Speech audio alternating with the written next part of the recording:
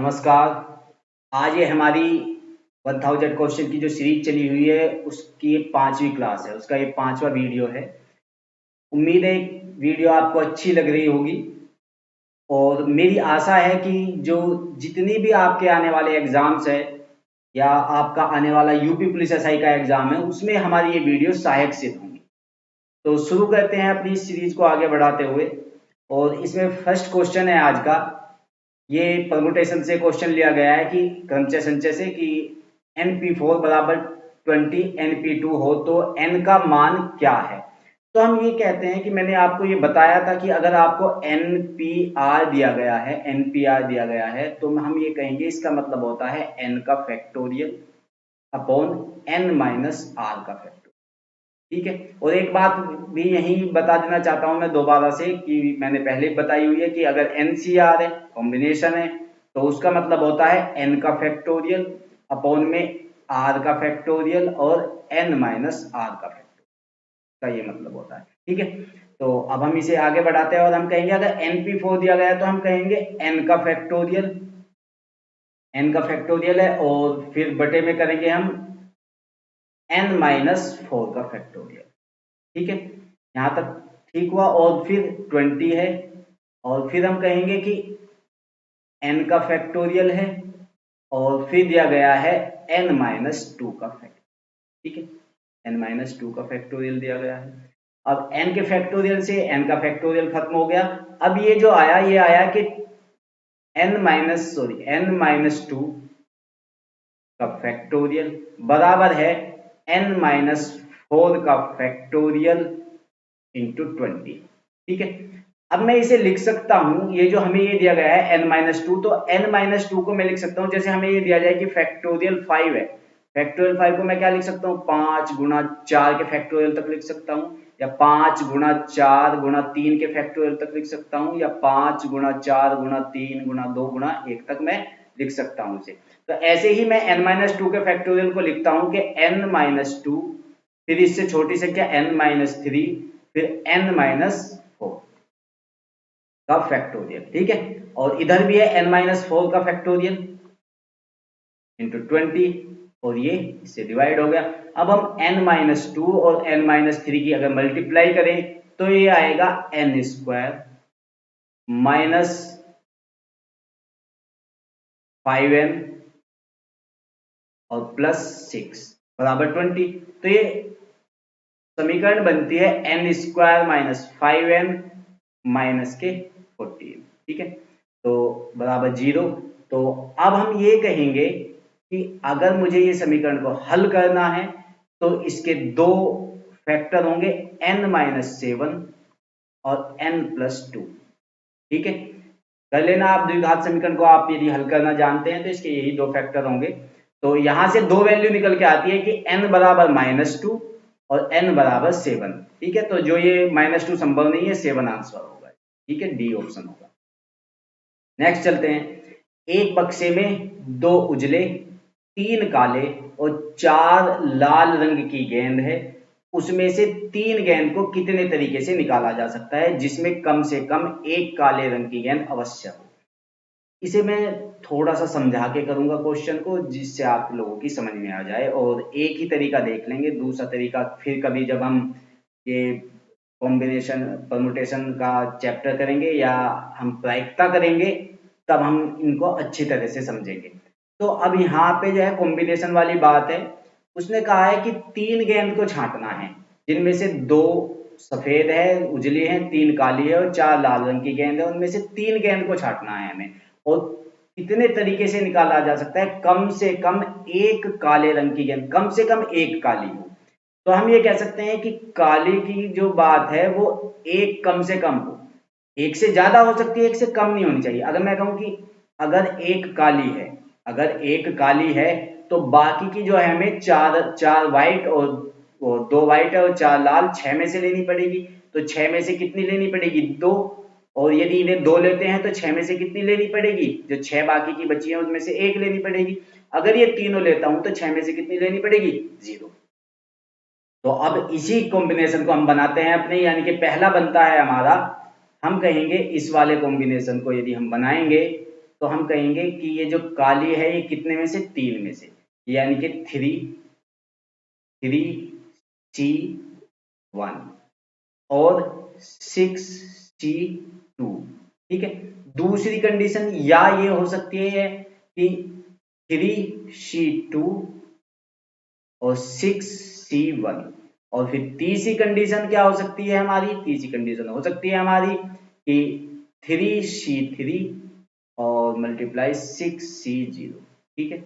और अब आप इन तीनों कंडीशन को सोल्व करेंगे तो देखते हैं हम क्या करेंगे कि 3C1 की वैल्यू कितनी हो जाएगी, 3 हो जाएगी, क्योंकि कॉम्बिनेशन की बात हमने पिछले में बताई है। और 6C2 की वैल्यू क्या हो जाएगी कि फैक्टोरियल 6 अपॉन में है फैक्टोरियल 2 मल्टीप्लाई करेंगे 6 माइनस 2 यानी कि 4 का फैक्टोरियल।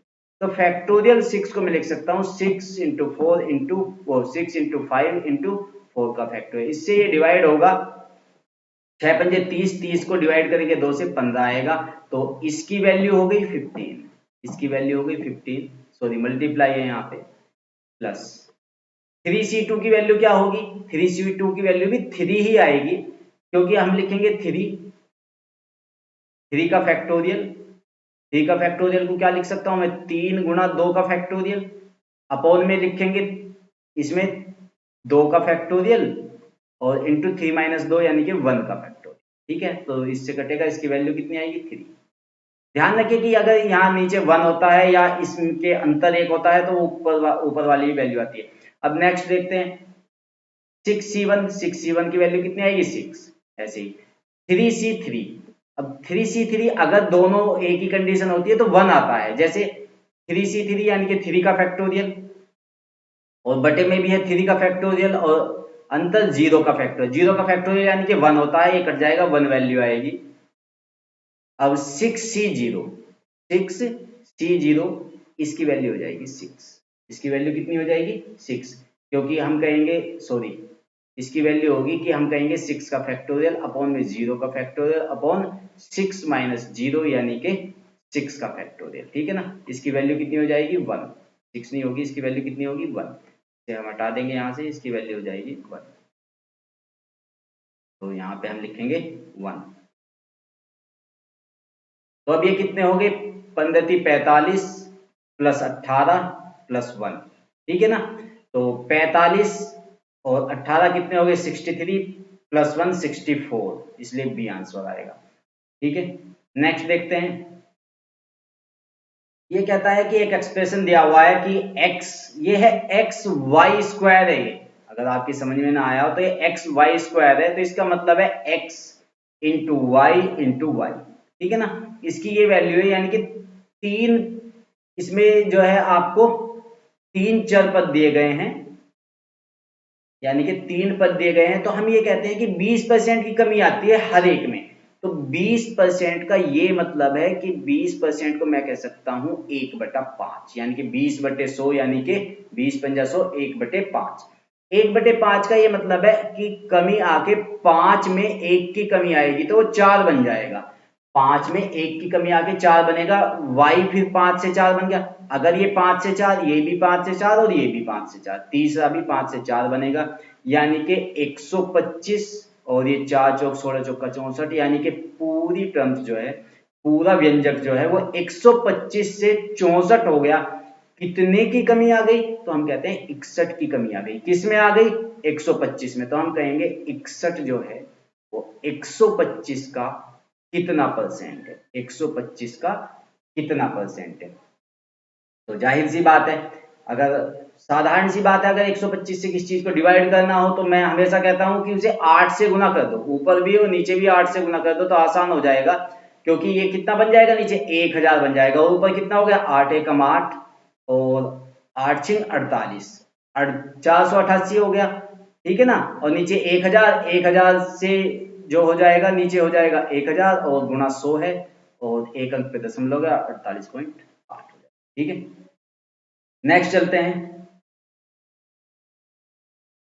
ये दिया गया है, यदि a और b जो है वे अलग अलग जो है, वे डिफरेंट नेचुरल नंबर्स हैं, नेचुरल नंबर है, प्राकृतिक संख्याएं हैं, और इनमें से कौन सी बात सही होगी। तो हम ये देखते हैं, हम कोई भी ऐसा नंबर ले लेंगे, जैसे मैं कहूँ कि मैंने जिनका हम रूट पूरा पूरा कर सकते हैं, जिनका रूट निकाल सकते हैं, जैसे मैं ए बराबर मैंने ले लिया 1 और बी बराबर ले लिया मैंने 4, ठीक है। तो मैं ये कहूँ आपसे कि 4 यहाँ पे वैल्यू रखूँ पहली वाली कंडीशन में, अगर पहली वाली कंडीशन में मैं वैल्यू रखता हूँ तो ये हो जाएगा 1 और 4 कितने हो गए 5, यानी कि 5 का वर्गमूल। तो पहली वाली कंडीशन है कि बड़ा होना चाहिए 1 का वर्गमूल प्लस 4 के वर्गमूल, ये कितना हो गया 3। अब मुझे ये बताइए आप, क्या ये बड़ा है? क्या ये बड़ा है? नहीं, 3 बराबर होता है वर्गमूल 9, तो इसलिए ये कंडीशन गलत है। ये कंडीशन बैठती है ऐसे, ये कंडीशन सही होगी ऐसे, ये बड़ा होगा तो इसलिए ये कंडीशन गलत है, बराबर भी नहीं होगा ये भी गलत है, केवल एक कंडीशन सही है, ये बराबर 1 के भी नहीं होता, तो सी कंडीशन हमारी ठीक है। ठीक है, नेक्स्ट देखते हैं। एक दुकानदार किसी वस्तु को 20% लाभ पर बेचता है, यदि वह इसे 10% सस्ते पर खरीदे और पहले से 12 रुपए कम में बेचे तो 30% लाभ कमाएगा। वस्तु का वास्तविक क्रय मूल्य बताओ। ये एक आम क्वेश्चन है जो आने वाले किसी भी एग्जाम में दिखाई दे जाता है कहीं भी, तो हम इसे देखेंगे। तो यहाँ पे है, एक दुकानदार किसी वस्तु को 20% लाभ पर बेचता है। मैं ये कहता हूँ कि साधारण से तरीके से कि अगर वो 100 की लेके आया है तो उसने वो 120 की बेचता है, ठीक है, 100 की लेके आया है तो 120 की बेचता है। यदि वह उसे 10% सस्ते पर खरीदे, 10% सस्ते पर खरीदने का क्या मतलब है कि पहले 100 की खरीदी थी तो अब इस बार 90 की खरीदेगा, इस बार 90 की खरीदेगा, तो वो कहता है कि उसे 12 रुपए कम में बेचे पहले से तो 30% का लाभ कमाएगा।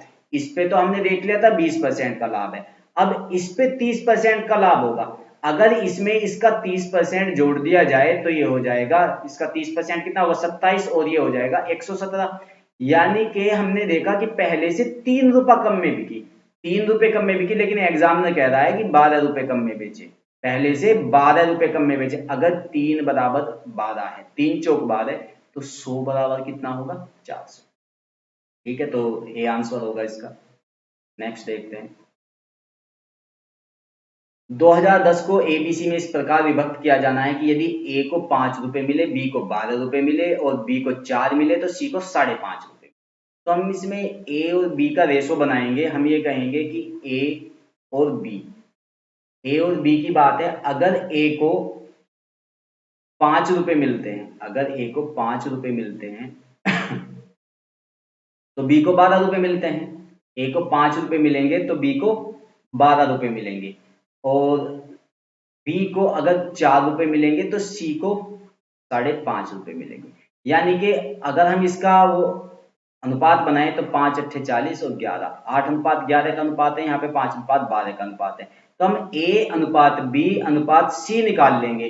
तो हम यहाँ से ए अनुपात बी अनुपात सी कैसे निकालेंगे कि 5:12 और 8:11। आप लोगों ने जाना होगा, आप लोग जानते होंगे ऐसे कि हम कहेंगे पहले ऐसे गुना करेंगे, 8 पंजे 40, 8 पंजे 40 और 12 अट्ठे 96 और 12 गुना 11 132। ठीक है ना। अब ये हो गया, अब इसे छोटा कर लेंगे थोड़ा सा हम, तो इसे थोड़ा सा अगर हम छोटा कर लें तो ये हो जाएगा 4 से इसे डिवाइड किया, ये 24 हो गया, और इसे भी डिवाइड किया हमने, ये 4 दिया 12 4 ये 33 हो गया। ठीक है ना। तो ये अनुपात बन गया कि 10:24:33 हो गया। अब इस अनुपात में हमें 2010 को बांटना है, तो कहता है विभाजन में सी का भाग बी के भाग से कितना अधिक है। तो सी का भाग बी के भाग से कितना अधिक है, तो हम यहाँ पे देख रहे हैं ये 6 3 9 ज्यादा है। तो अगर ये 2010 बराबर कितना है, तो हम 33 24 और 10 को जोड़ दे तो ये 34 दूनी 68 यानी कि 67 है, ये 67 है। तो हमें निकालना है कितना, इनका अंतर है 9। तो हम देखेंगे 9 बराबर कितना है, तो इससे 3 बार डिवाइड हुआ, 30 3 9 27 270 आएगा। ठीक है, नेक्स्ट चलते हैं। ये क्वेश्चन दिया गया है कि दी गई आकृति में एम 40 सेंटीमीटर वाली भुजा ए बी का मध्य बिंदु है, यानी कि ए बी जो है वो 40 सेंटीमीटर है, ए बी की लंबाई कितनी है 40 है। तो एग्जामिनर कहता है कि AM, MB और AB रेखा एक ही तरफ अर्धवृत्त बनाए जाते हैं, तीनों अर्धवृत्तों को स्पर्श करते हुए वृत्त की त्रिज्या कितनी है। अच्छा, ये जो सर्किल है जो तीनों को स्पर्श कर रहा है वो इसकी, पेन चेंज कर लेंगे, पेन का कलर आपकी समझ में आ जाए। ये जो तीनों को स्पर्श कर रहा है ये सर्किल, ये सबसे छोटा सर्किल जो है, हमें इसकी रेडियस बतानी है, इसकी त्रिज्या बतानी है, ठीक है।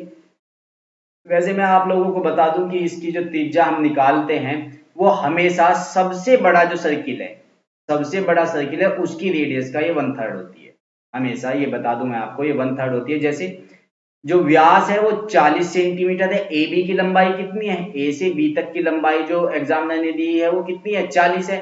तो त्रिज्या कितनी हुई, रेडियस कितनी हुई, 20। तो हमेशा इसका आंसर आएगा 20/3, ये 1/3 होता है, 20/3 आंसर आएगा, ठीक है ना।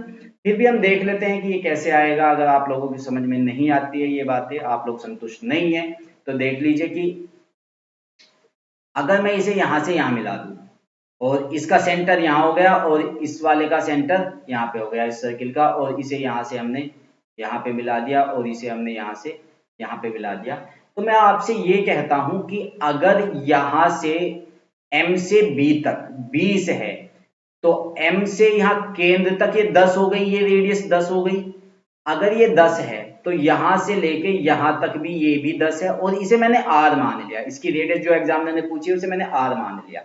तो अगर यहां से M से लेकर B 20 है तो M से लेकर ऊपर तक जो वहां तक है वो भी 20 होगी, और 20 में से अगर मैं ये R हटा दूं तो O से लेके M तक, O से लेके M तक कितनी होगी, O से लेके M तक होगी 20 माइनस R, कितनी होगी 20 माइनस R।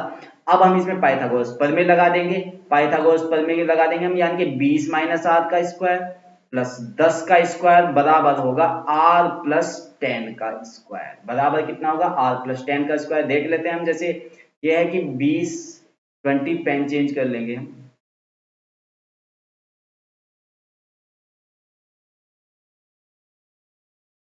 कि यहाँ पे दिया गया है हमें 20 प्लस R का स्क्वायर प्लस 10 का स्क्वायर बराबर हो जाएगा, पाइथागोरस प्रमेय लगा देंगे, R प्लस 10 का स्क्वायर, ठीक है।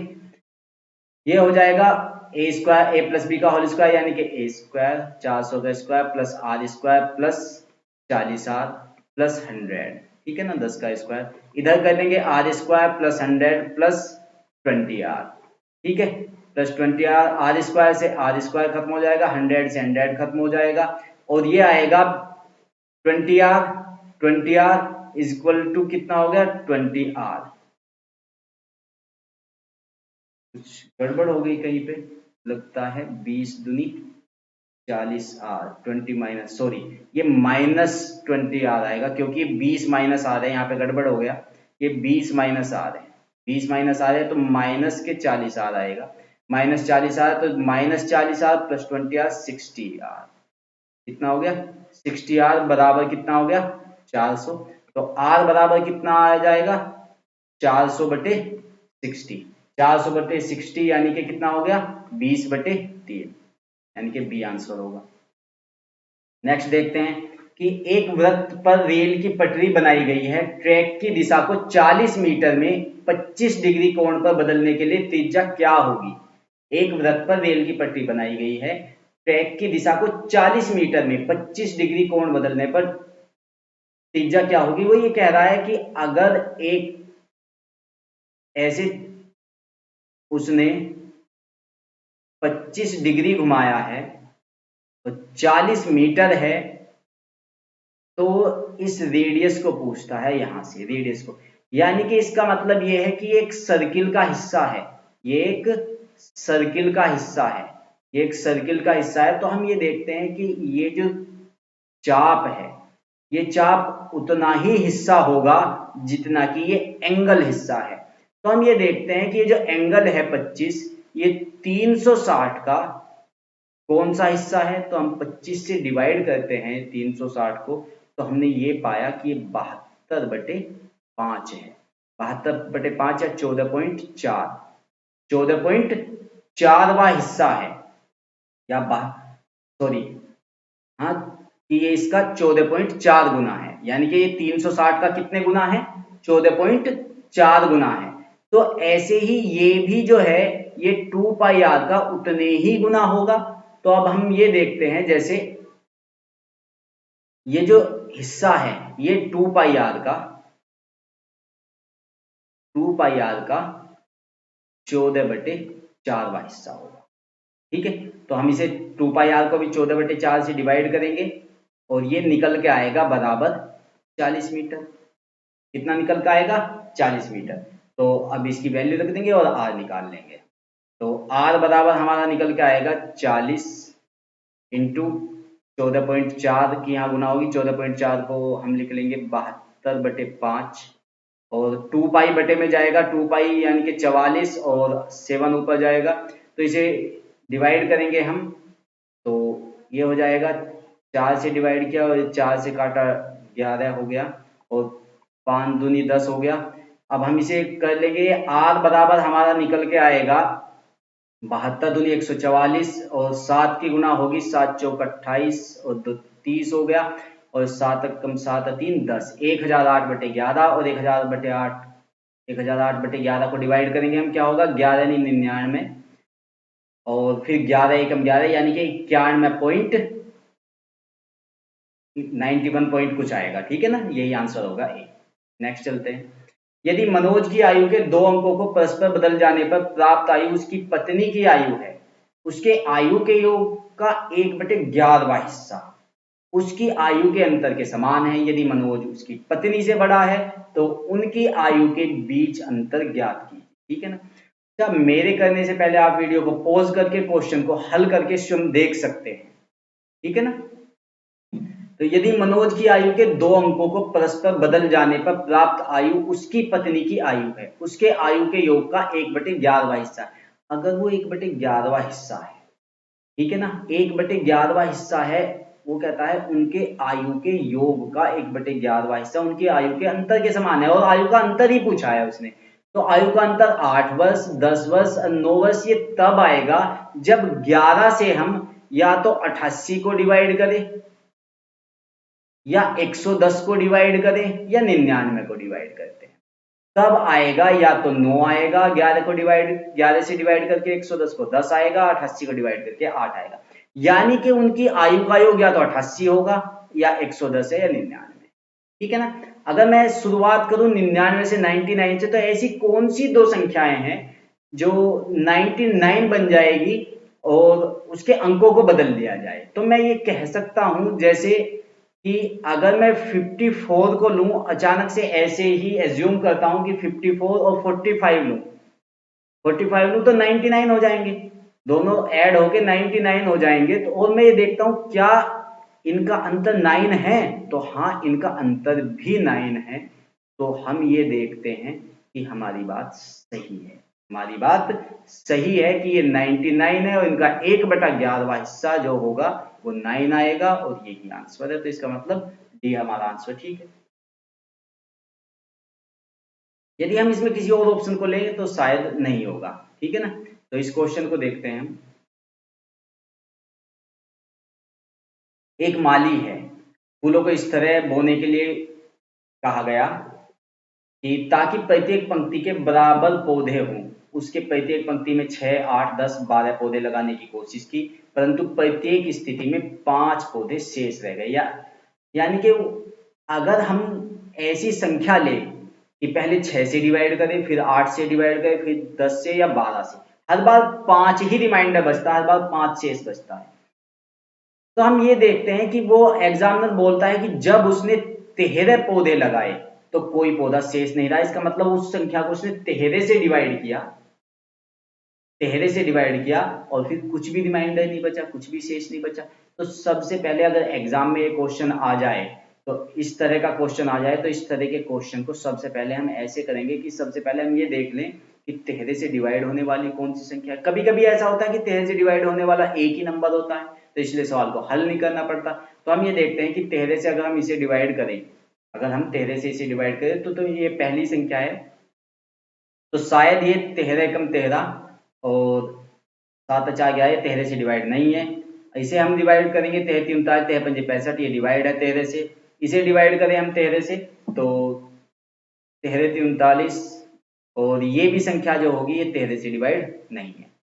इस संख्या को देखते हैं हम कि 13 6 78 और 13 5 65, ये संख्या भी 13 से डिवाइड है। इसका मतलब या तो डी होगा आंसर या बी होगा, ठीक है ना। यहाँ दो को हम एलिमिनेट कर सकते हैं, ए और सी को, तो बी होगा या डी होगा। अब हम कोई एलसीएम एचसीएफ निकालने की जरूरत नहीं है, हम केवल ये देख लेंगे कि अगर मैं 12 से इसे डिवाइड करूं 45 को, 12 से इसे डिवाइड करता हूं मैं 45 को, तो क्या 5 बचता है।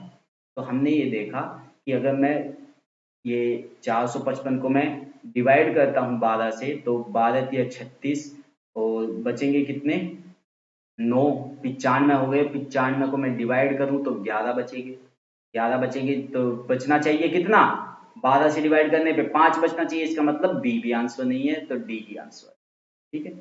नेक्स्ट देखते हैं।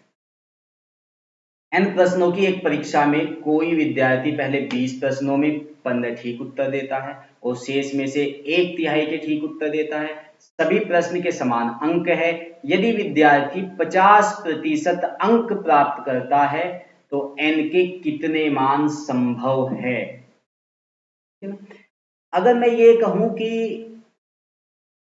एक प्रश्न, एक क्वेश्चन एक ही नंबर का है, तो जितने क्वेश्चन उतने ही मार्क्स, जितने क्वेश्चन उतने ही मार्क्स, ठीक है ना।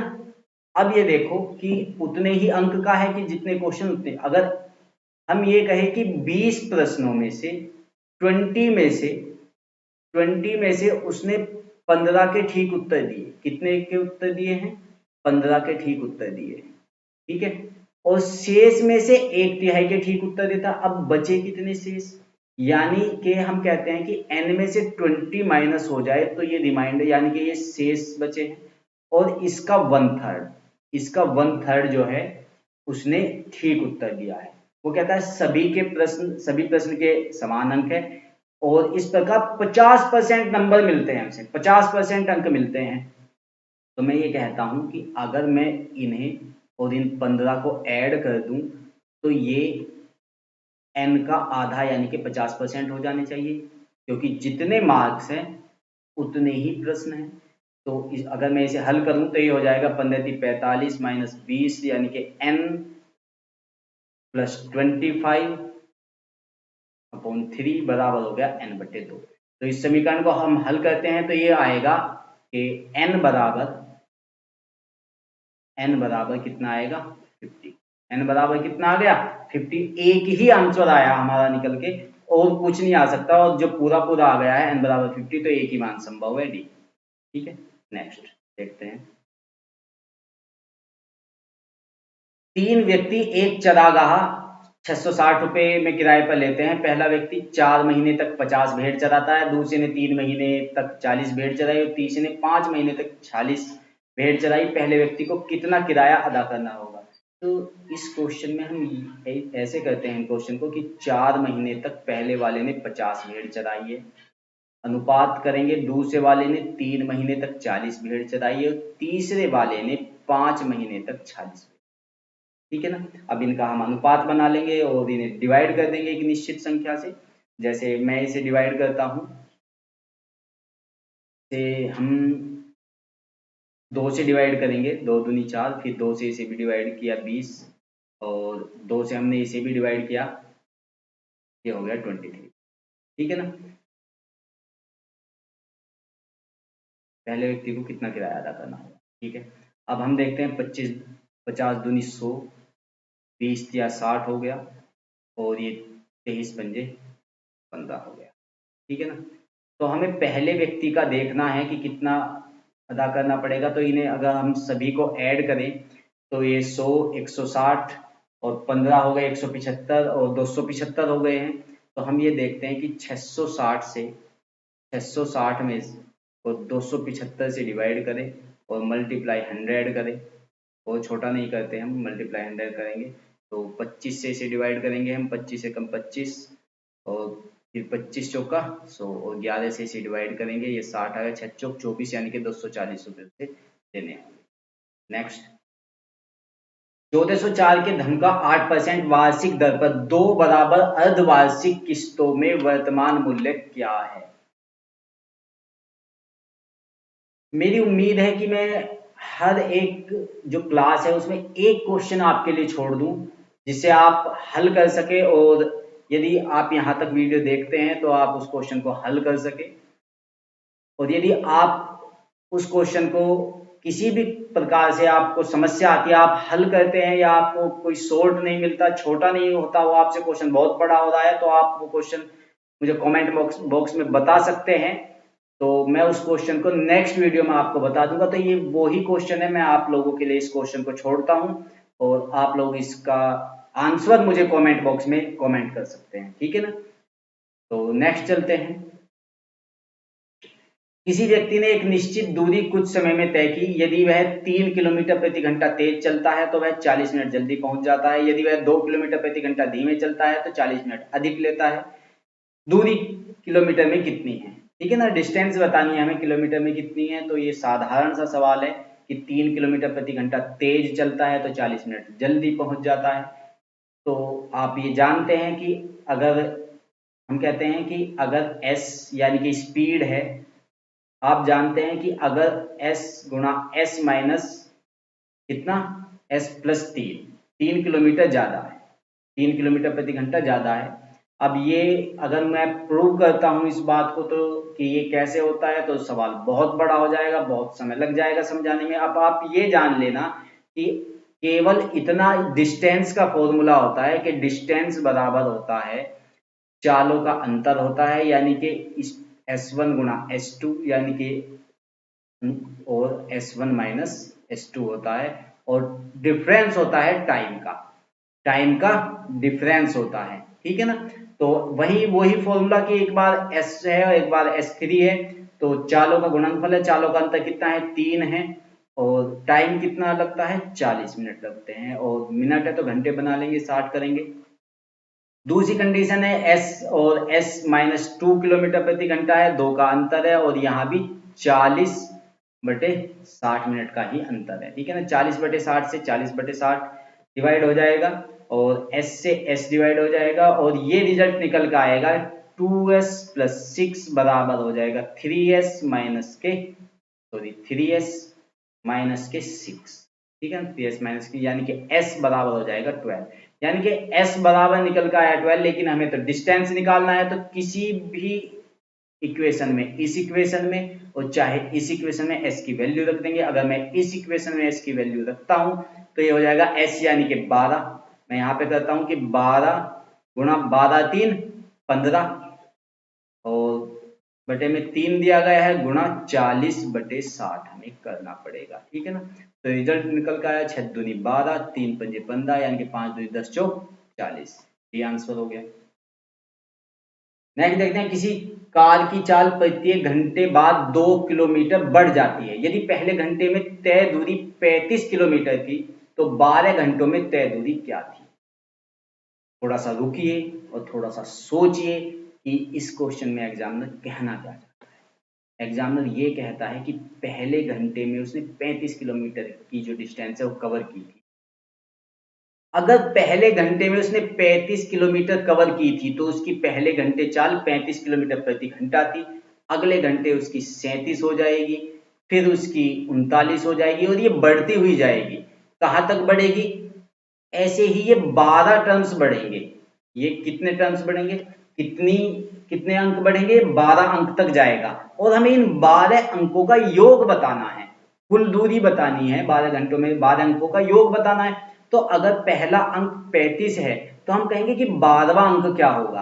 अगर 35 पहला अंक है, 12वां अंक है, 12वें अंक और पहले अंक में पहला अंक है और 12वां अंक है, तो मैं आपसे ये कहता हूं कि इनके बीच में कितने डिस्टेंस हो गए। जैसे मैं ये कहता हूं कि 35 है, समझ लीजिए इस बात को, जैसे 35 है, फिर 37 है, फिर 39 है।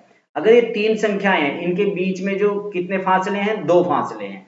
तीन संख्या है, तीन संख्याएं हैं, 2 फासले हैं। अगर तीन संख्याओं के बीच 2 फासले हैं तो 12 संख्याओं के बीच 11 फासले, और एक फासला 2 अंक का।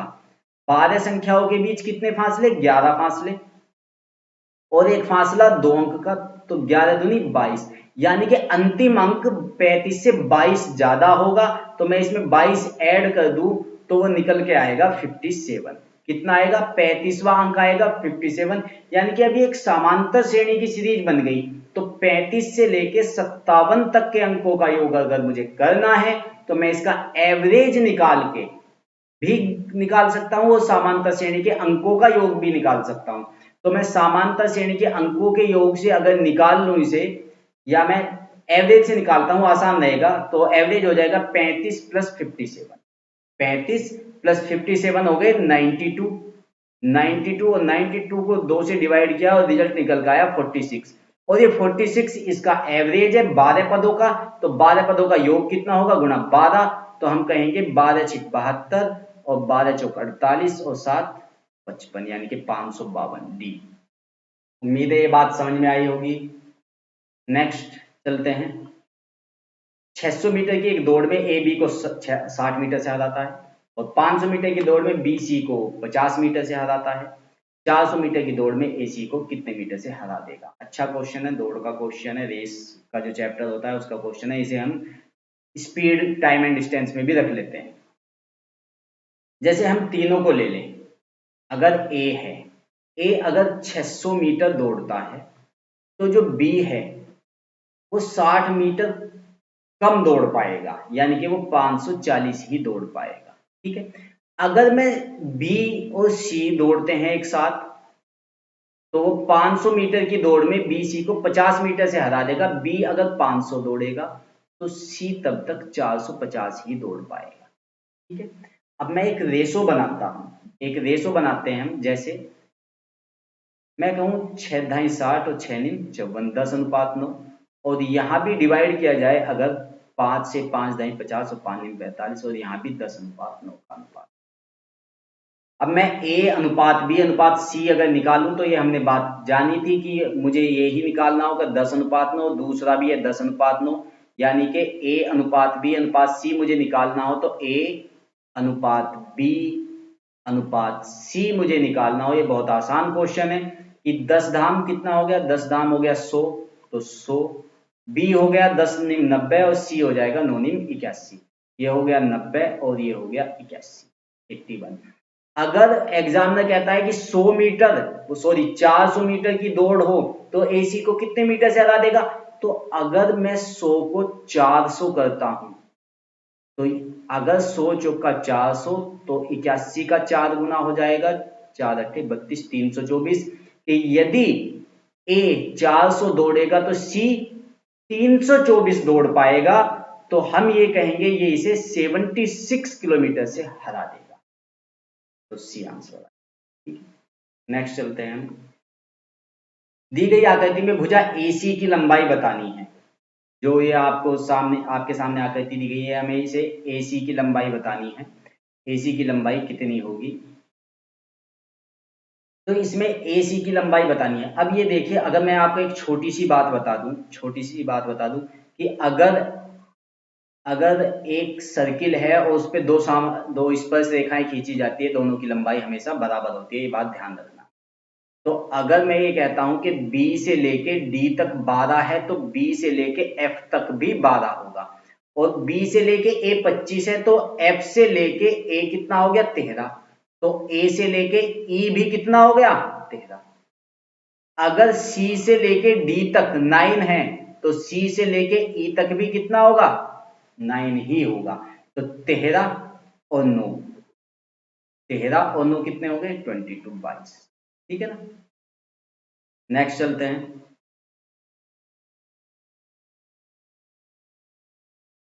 नेक्स्ट क्वेश्चन दिया गया है आपको कि 4 व्यक्ति है A, B, C और D में एक लाभ को बांटना है। B को 3 हिस्से मिलते हैं, D को 7 हिस्से मिलते हैं, C को B और D दोनों की संयुक्त राशि का औसत मिलता है, और A को B के हिस्से का 2/3 मिलता है।